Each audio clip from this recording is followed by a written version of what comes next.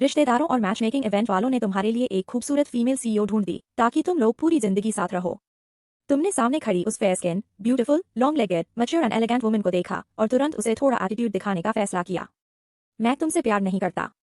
शादी के बाद हम दोनों अपनी अपनी लाइफ जिएंगे, कोई किसी के काम में इंटरफियर नहीं करेगा। स्क्रीन के दूसरी तरफ प्रोविंशियल कैपिटल में बैठी उसकी यंगर सिस्टर चैट रिकॉर्ड्स को घूरते हुए गहरी सोच में पड़ गई। दीदी तो अपनी मर्जी से तुमसे शादी करने को तैयार हुई थी, फिर वो ऐसा कैसे कह सकती है? उसके हिसाब से सिर्फ एक ही एक्सप्लेनेशन थी, कुछ तो गड़बड़ है।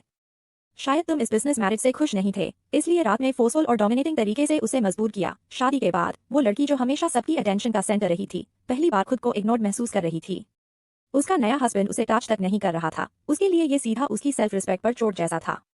वो जितना सोचती उतना ही गुस्सा बढ़ता। उसे लगने लगा कि तुम सच में बहुत अरोगेंट और अनग्रेटफुल हो। इतनी हिम्मत, मुझे ऐसे ट्रीट करोगे? उसने ठान लिया कि तुम्हें अपनी इस बिहेवियर की कीमत चुकानी पड़ेगी। लेकिन वो सीधे जाकर तुमसे पूछ भी नहीं सकती थी, उसे खुद बहुत एम्बेरसिंग लगता। तभी अचानक उसके दिमाग में एक प्लान आया। उसने तुरंत अपनी छोटी बहन को मैसेज किया और बहाना बनाया कि दोनों बहनों को मिले बहुत समय हो गया है, इसलिए रात को साथ डिनर करेंगे। और दूसरी तरफ तुम्हें इस पूरे प्लान की जरा भी भनक नहीं थी। शाम ढलते ही शेनक्यू और उसकी छोटी बहन सीधे रेस्टोरेंट पहुंच गए। उसे लगा था कि वहां सिर्फ वही और प्रोविंशियल कैपिटल वाली लड़की होंगी, लेकिन दरवाजा खोलते ही वो थोड़ा चौंक गया।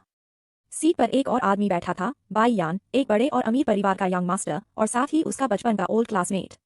तीनों बैठ गए। शुरुआत में माहौल काफी हार्मोनियस था। आखिर सब पुराने जान पहचान वाले थे, इसलिए बातें आसानी से चल निकली। वे स्कूल डेज की यादों से लेकर वर्क प्लेस स्ट्रगल्स तक हर टॉपिक पर बात करने लगे। शेनक्यू और बाई यान इतनी गर्मजोशी से बातें कर रहे थे कि हंसी लगातार गूंज रही थी। वहीं दूसरी तरफ डिवाइन डॉक्टर कहे जाने वाले तुम चुपचाप एक तरफ बैठे सब देख रहे थे। तीनों के बीच की खुशहाल एटमॉस्फेयर देखकर तुम्हारे होठों पर हल्की सी मुस्कान उभर आई। खाने के दौरान उसने चुपके से अपना फोन उठाया और कई फोटोज लगातार क्लिक कर लीं। आवाज सुनकर शेनकिंग ने उसकी तरफ देखा। वो तुरंत हंसते हुए बात टाल गया। कुछ नहीं, बस सेल्फी ले रहा था। फिर उसने उन फोटोज में से 2 सबसे अच्छी तस्वीरें चुन लीं। तस्वीरों में शेनकिंग हल्के से मुस्कुरा रही थी, उसकी आंखों में सॉफ्टनेस साफ दिखाई दे रही थी। और उसके पास बैठे बाई यान के साथ वो दोनों इतने परफेक्ट लग रहे थे, जैसे made for each other couple हों। उसने तुरंत सोशल मीडिया पर पोस्ट डाल दिया। कैप्शन था, आज दीदी के साथ डिनर, बहुत समय बाद इतना मजा आया। ऊपर से सब कुछ नॉर्मल लग रहा था, लेकिन फोटोज पूरी तरह कपल फोटोज जैसी दिख रही थीं। जो सच नहीं जानते वो आसानी से समझ बैठते कि दोनों रिलेशनशिप में हैं। जो लोग सच्चाई नहीं जानते थे वो फोटो देखकर यही समझते कि दोनों रिलेशनशिप में हैं। फोटो अपलोड करने के बाद उसने खास तौर पर प्राइवेसी सेटिंग बदलकर ओनली यू कैन सी कर दिया। शेनकिंग ने हल्की सी ठंडी हंसी छोड़ी। तुम मुझे इग्नोर करना चाहते हो ना? तो अब देखो, मेरी दीदी को चाहने वाले टैलेंटेड और सक्सेसफुल लड़कों की कोई कमी नहीं है। तुम जैसे अभी अभी ग्रेजुएट हुए लड़के की आखिर क्या औकात है? उधर दूसरी तरफ तुम्हें इस सब की जरा भी खबर नहीं थी। पूरा दिन काम करने के बाद तुम आखिरकार घर लौटे, लेकिन दरवाजे के अंदर कदम रखते ही बटलर ने ठंडा पानी डाल दिया। साहब, मैडम आज रात बिजनेस डिनर में है, वो घर पर खाना नहीं खाएंगी। तुम तुरंत स्पीचलेस हो गए। ये औरत इतनी बिजी भी क्या है? शादी को अभी कुछ ही दिन हुए हैं, किसी का बिजनेस ट्रिप, किसी का डिनर मीटिंग। ये औरत तो बड़े कॉर्पोरेट सीईओ से भी ज्यादा बिजी निकली। घर में कोई नहीं था, इसलिए तुम बोर होकर सोफा पर लेट गए और गेम खेलने लगे। ऊपर से एक मैच भी हार गए। बिल्कुल मजा नहीं आ रहा। तुमने यूं ही फोन उठाकर सोशल मीडिया स्क्रॉल करना शुरू किया, लेकिन अगले ही पल तुम्हारी उंगलियां वहीं रुक गईं। जो शरीर अभी तक आराम से सोफा पर फैला हुआ था वो अचानक सीधा बैठ गया। तुम स्क्रीन को घूरने लगे, आंखें तक फैल गईं। फिर तुरंत उस फोटो को जूम इन करके बार बार देखने लगे। तस्वीर में प्रोविंशियल कैपिटल वाली खूबसूरत लड़की बाई यान के बेहद करीब बैठी मुस्कुरा रही थी। दोनों इतने क्लोज और मैचिंग लग रहे थे जैसे सच में कपल हों। उस पल तुम्हारे चेहरे का एक्सप्रेशन पूरी तरह बदल गया। शेनकिंग के पास बैठा वो आदमी तुम पहचानते थे। भले ही ज्यादा कॉन्टैक्ट नहीं था, लेकिन इस अपर क्लास सर्कल में बाई फैमिली का यंग मास्टर बाई यान काफी फेमस था। तुम्हारा चेहरा तुरंत सख्त हो गया। फोटो में शेनकिंग उसके बेहद करीब बैठी थी, और दोनों जिस तरह हंसते हुए बातें कर रहे थे उससे साफ लग रहा था कि उनका रिलेशनशिप साधारण नहीं है। तो ये है उसका बिजनेस डिनर? रात को घर न आकर किसी दूसरे आदमी के साथ खाना खाना? उस पल तुम्हें लगा जैसे तुम्हारे सिर पर पूरा कोलंबिया ग्रासलैंड उगाया हो, यानी जेलसी और पोजेसिवनेस चरम पर पहुंच गई थी। गुस्से को दबाते हुए तुमने तुरंत शेनकिंग को मैसेज भेज दिया। गुस्से को दबाते हुए तुमने शेनकिंग को मैसेज भेजा, तुम अपनी बहन के साथ डिनर पर हो? उधर फोन देखते ही उसकी छोटी बहन के चेहरे पर तुरंत एक स्मग स्माइल आ गई। फंस गया। शेनकिंग ने बस उसकी तरफ देखा, कुछ नहीं कहा। लेकिन इधर तुमने तुरंत अगला सवाल भेज दिया, वो बाई यान वहां क्या कर रहा है? शेनकिंग ने फोन नीचे देखते हुए बेहद कैजुअल अंदाज में जवाब दिया, बस दोस्तों की गैदरिंग है। ये हल्का सा जवाब देखकर तुम्हारा माथा और सिकुड़ गया। ये औरत सच में अनजान बन रही है क्या? वो भाई यान साफ उसके आसपास घूम रहा है। लेकिन सच जानने के लिए तुम्हें खुद को शांत रखते हुए आगे पूछना पड़ा। तुम दोनों एक दूसरे को बहुत पहले से जानते हो?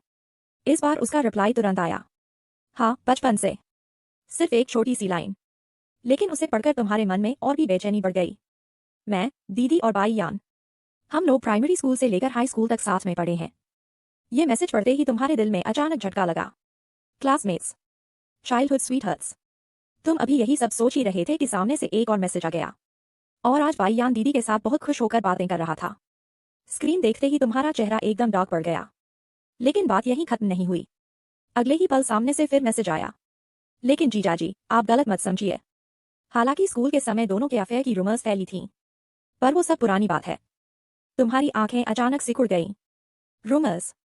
उधर प्रोविंशियल कैपिटल में बैठी छोटी बहन जानबूझकर आग में घी डाल रही थी। हाँ, उस समय तो पूरे स्कूल को लगता था कि दोनों परफेक्ट कपल हैं। बिल्कुल made for each other. Perfect couple, made for each other. ये शब्द तुम्हारे दिमाग में कीलों की तरह चुभ गए। उधर छोटी बहन अब भी बनावटी मासूमियत से बोल रही थी। लेकिन वो तो बहुत पुरानी बात है। अब सब खत्म हो चुका है। लेकिन तुम्हारे कानों में उसकी कोई बात नहीं जा रही थी। तुमने फिर से वही फोटो खोल ली। तस्वीर में दोनों साथ बैठे थे, एक हैंडसम, दूसरा ग्रेसफुल और खूबसूरत। उनकी मुस्कान और आंखों का कनेक्शन इतना नेचुरल था कि स्क्रीन के पार से भी उनकी केमिस्ट्री महसूस हो रही थी। ऐसा लग रहा था जैसे दोनों की दुनिया में किसी तीसरे की जगह ही नहीं हो। और सबसे ज्यादा चुभने वाली बात ये थी कि दोनों सच में बहुत अच्छे साथ लग रहे थे। ये सोचते ही तुम्हारा मूड और खराब हो गया। अगले ही पल तुमने फोन सीधे सोफा पर फेंक दिया। अगर वापस नहीं आना तो मत आओ। लेकिन ये बोल देने के बाद भी तुम्हारे अंदर की बेचैनी कम नहीं हुई, बल्कि सीने में एक अजीब सी इरिटेशन और घुटन और बढ़ गई। तुम्हारे सीने में गुस्सा लगातार उबल रहा था। लेकिन फिर भी तुमने एक भी मैसेज का रिप्लाई नहीं किया। उधर छोटी बहन चैट विंडो देखती हुई मुस्कुरा रही थी। लगता है कोई सच में जेलस हो गया। इधर डिनर पार्टी में ऊपर से सब नॉर्मल लग रहा था, लेकिन अंदर ही अंदर माहौल काफी कॉम्प्लिकेटेड था। शेन किंग क्यू कई सालों से विदेश में थी, इसलिए डोमेस्टिक सोशल सर्कल से उसका कनेक्शन थोड़ा कम हो चुका था। लेकिन भाई यान अलग था। वो हमेशा से यही रहा था, सोशल स्किल्स में एक्सपर्ट, और पुराने क्लासमेट्स के साथ उसकी बॉन्डिंग बहुत स्ट्रांग थी। हर किसी से हंसकर बात करना उसे अच्छे से आता था। तभी प्राइवेट रूम का दरवाजा खुला। जैसे ही शेन किंग क्यू अंदर आई, लगभग सबकी नजरें उसी पर टिक गईं। अरे, हमारी स्कूल ब्यूटी वापस आ गई।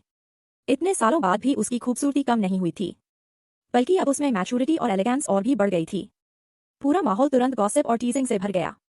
रूम में अभी तक हंसी मजाक चल रहा था, लेकिन थोड़ी ही देर में सबकी क्यूरियोसिटी एक ही टॉपिक पर आ गई, रिलेशनशिप। किंग क्यू, तुम्हारा बॉयफ्रेंड है क्या? शेन किंग क्यू ने बिल्कुल कामली मुस्कुराते हुए जवाब दिया। फिर उसने ऐसा जवाब दिया जैसे किसी ने पानी में बम फेंक दिया हो। मेरी शादी हो चुकी है। मैरिज सर्टिफिकेट भी बन चुका है और वेडिंग की तैयारी चल रही है। उसकी बात खत्म होते ही पूरा रूम कुछ सेकंड के लिए शांत हो गया। सब क्लासमेट्स एक दूसरे का चेहरा देखने लगे, और फिर लगभग सबकी नजरें अपने आप बाई यान की तरफ चली गईं। आखिर स्कूल के दिनों में शेन किंग क्यू और बाई यान को पूरे कैंपस में परफेक्ट पेयर माना जाता था। दोनों पढ़ाई में टॉप, लुक्स में आउटस्टैंडिंग। स्कूल इवेंट्स हो या ग्रेजुएशन फोटोज, दोनों अक्सर साथ दिखाई देते थे। उस समय लगभग हर किसी को यकीन था कि चाहे कितने भी साल गुजर जाए, आखिर में ये दोनों ही साथ होंगे।